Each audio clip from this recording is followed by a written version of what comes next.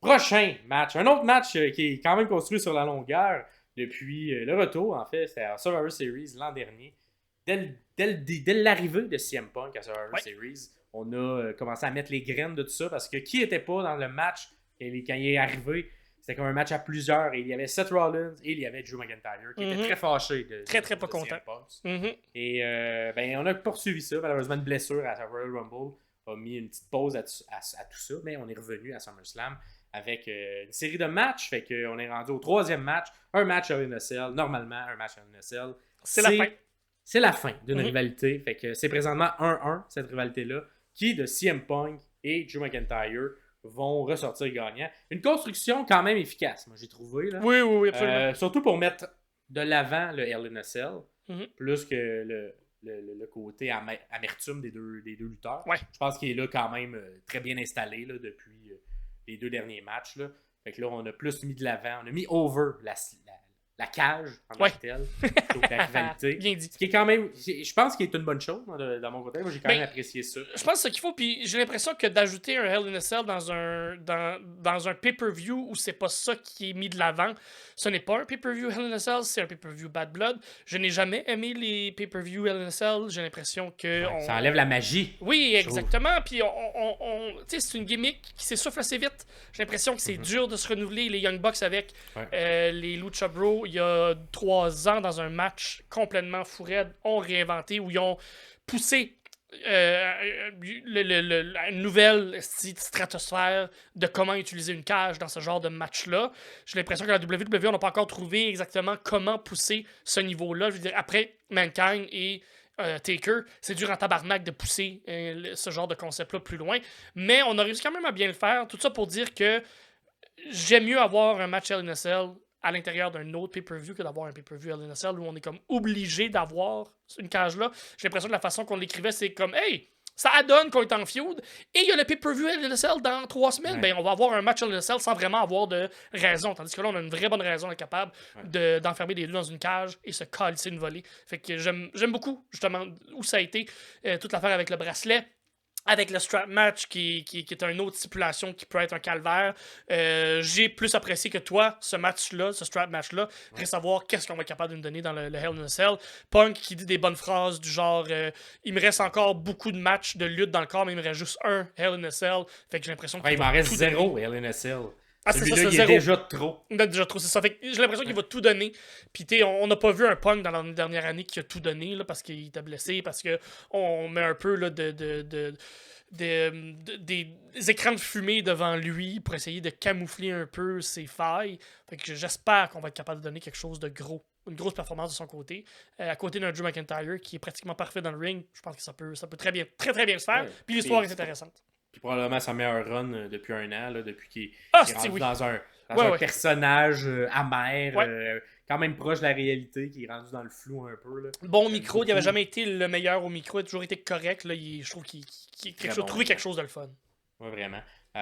Écoute, dans les questions qu'il y aura un peu particulières pour cette question-là, évidemment, il y aura quelle arme, autre que la cage, évidemment, sera utilisée, parce que Hell in a Cell, il y a beaucoup de choses qui sont en dessous du ring, on peut aller se rendre. Aller chercher. Une grosse crise de massue en bois, peut-être? Ben écoute, on va essayer de voir les différents éléments qui ont été amenés dans l'intérieur de la rivalité également. Est-ce qu'une strap sera utilisée pour faire appel un peu au bracelet? Quelque chose pour étrangler, peut-être?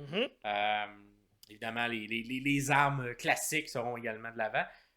Je m'attends, cependant, écoute, à quel point il y aura beaucoup de bombes, je sais pas. Parce que j'ai l'impression que CM Punk, il en reste pas tant que ça, des bombes dans le corps. J'ai l'impression que les armes seront quand.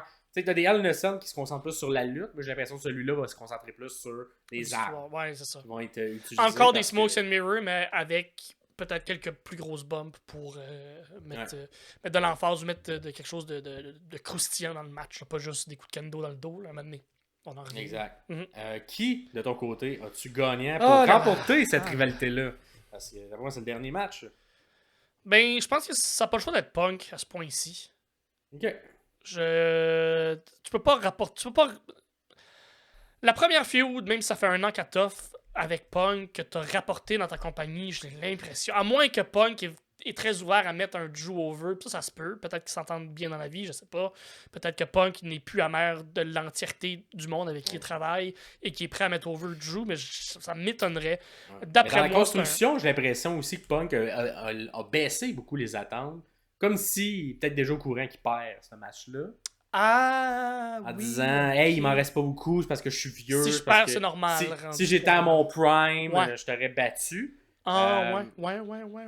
Ben, j'essaie d'analyser un peu pour essayer de voir qui va garder la face, parce que si on se fie à la logique, ça devrait être Drew. Mais si on se fie au booking puis au best for business, justement, j'ai l'impression qu'il y a beaucoup plus d'argent à faire pour commencer à construire un CM Punk vers une ceinture. Ouais, c'est ça. Et moi, il y a plus d'argent à faire de ce côté-là que d'argent à faire à amener Drew, même si je pense que Drew il est vraiment supérieur au niveau in-ring. 100%. Puis Drew est pas loin d'être capable d'être dans le title picture. Là, puis... Ben, il était cette année, mais comme d'être là pour de vrai, puis de durer comme champion. Là, pas juste avoir un 3 mois un peu flou avec une patate ceinture. Là, fait que, mais... Punk pour moi, quand même, de mon bord. Ok. Mais moi aussi, j'ai Alex CM Punk. Je pense que l'argent est plus de ce côté-là. Fait que je trouve plus intéressant de construire un CM Punk pour tu sais, ça fait 10 ans qu'il est plus là. Plus de 10 ans qu'il est plus là. Il y a tellement de matchs qu'on veut voir. C'est ça. Fait que construisez-le comme une vraie menace. Oui. Et battre Drew dans un LNSL, ben, ça légitime pour aller contre Gunther. Pour aller contre d'autres lutteurs qui sont sur la carte. Fait que je vais aller avec CM Punk parce que je trouve ça plus intéressant, le chemin vers la ceinture. Ouais. Puis Punk est quand même efficace comme challenger, moi, je trouve. Oui. Et ses runs pour... Je pense pas qu'il va avoir la ceinture un jour. Peut-être que je me trompe. Mais au moins une run pour courir après, je pense que ça serait intéressant.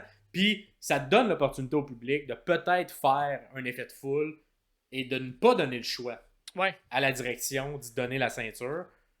S'il y en a un présentement qui pourrait rallier les foules, c'est peut-être CM Punk. Parce que j'ai l'impression qu'on écoute beaucoup quand même le public présentement. Puis le seul qui irait un peu à l'encontre de tout ça, qui serait vraiment peut-être pas dans les plans, serait CM Punk. Parce que si on se fie à l'ancienne direction, les gens qui nous ont trahis de cette manière-là, qui nous ont fait chier de cette manière-là, ben on leur redonne pas nécessairement une chance facilement. Si je me projette dans le futur, il y a un John Cena qui va revenir pour 2025 à Netflix. J'ai l'impression qu'on peut aussi bâtir quelque chose avec ces deux-là. Il y a de l'histoire, il y a de l'ancienneté, il y a quelque chose de le fun là. Est-ce que Punk à ce moment-là va avoir une ceinture? Est-ce que John Cena va courir après? Est-ce que Punk pourrait être la personne qui perdrait la ceinture aux mains de John Cena à ce moment-là? Ça pourrait être intéressant aussi pour que Cena peut avoir sa dernière run. Moi, je me fie encore au fantasy booking que tu nous as donné il y a 2 mois là, avec John Cena. Puis je trouve que ça fonctionne tellement qu'ils ont comme pas le choix d'aller dans cette avenue-là. Fait que, un peu comme on vit avec Danielson présentement, où quand je vais le perdre, je vais perdre la ceinture, puis je vais prendre ma retraite, puis ça va être la dernière fois que vous allez me voir. Fait que j'aime beaucoup cette histoire-là. Maintenant, on le fait avec Danielson, je sais pas si la WWE va le faire avec Cena, mais j'ai l'impression qu'avec Punk, cette histoire-là pourrait être intéressante. Maintenant, s'il perd là, est-ce que ça impacte le fait, dans 6 mois, qu'il y ait une feud ou pas avec Cena? Je sais pas. Mais c'est parce qu'il s'en va où s'il perd? Ben, c'est ça, exactement. Faut qu'il se rebâtisse, faut qu'il lutte chaque semaine. Est-ce que son corps est capable de lutter chaque semaine contre des jobbers? Alors que Drew, il est plus capable de se revirer sur un scène et aller attaquer quelqu'un. Exactement, il peut attaquer n'importe qui. Un Jey Uso. Oui, c'est ça. Pour la Alors qu'un CM Punk, j'ai l'impression qu'il y a un peu... T'as pas le choix de le faire gagner si tu veux poursuivre avec CM Punk. Fait que voilà notre analyse un peu. On est des sommeliers, fait qu'il y a quand même une analyse intense pour vous dire CM Punk, selon nous, devrait gagner ce match-là. Mais vous avez le droit de pas être d'accord, fait que dites-nous-le dans le questionnaire, dans les commentaires. Prochain match.